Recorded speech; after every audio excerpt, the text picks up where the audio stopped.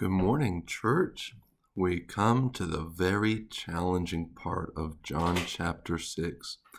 This is a verse that divides denominations, especially Catholicism and Protestantism, for how we come and how we interpret Jesus' invitation to come and eat his flesh and to drink his blood. And that if we don't drink his blood and eat his flesh, we don't have any part in him, because they really are food and drink, and we need to come and to partake.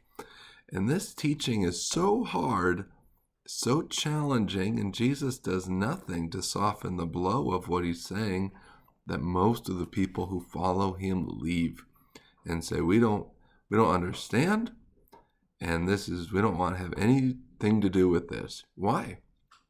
Because this is so contrary to Judaism. It's contrary to the law of Israel. Cannibalism, totally prohibited. Consuming blood, prohibited across the board.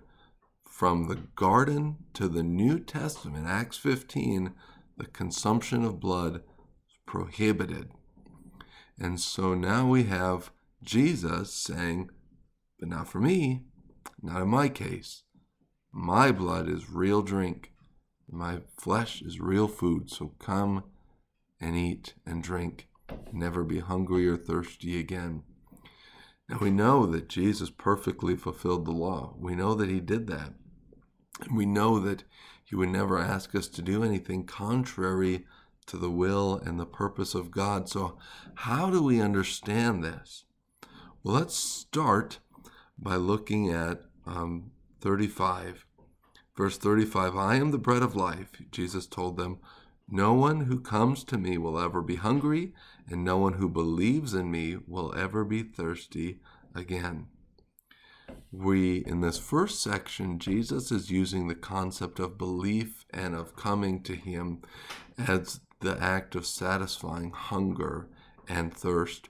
And then in the later parts, as he gets more and more severe, you notice it's an escalating dialogue. He substitutes now belief for that act of eating and drinking. And so if this was a math equation, we would say believing equals eating and drinking of Christ. And so what does that mean? Well, let's just walk very quickly through why we don't drink the blood.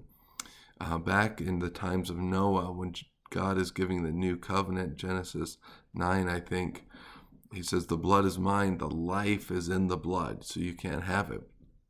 In the law, it's the same reasoning. The life is in the blood, and so the lifeblood belongs to Jesus. Same thing, Acts 15. And so when Jesus is saying, my blood, you have to have it, I believe we're hearing, because he tells us at the end of John 6 that these words are spirit and life. So we are fair, we're in bounds to think about a spiritual reality for these words. His blood, we have to consume it. That means his life needs to be within us. And how does that happen? According to Scripture, it happens according to his spirit living within us. We die to ourselves and he lives in us. And so truly, we have to drink his blood, in that his life has to be here. And we hear also that he is the bread that came down from heaven. This one's a little bit harder. We don't have a lot of reference points for consuming that, other than they had to eat the Passover lamb and to consume it in order to receive the blessing. There are some rabbinic traditions that thought of their teaching as bread. It's the bread of life, that they had to consume that. And so if we're thinking spiritually, we could see Jesus saying that his teaching is this bread, that the act of coming to him is our spiritual food. And remember the woman at the well, he says, I have food to eat that you don't know about, the doing the will of my Father. So to consume him as bread would be to do what he says, to follow his teaching. So his real life. His blood is in us, and his real food, his bread, his teaching causes us to walk regularly in his path. This is an interpretation that makes sense to me, how I can walk through this.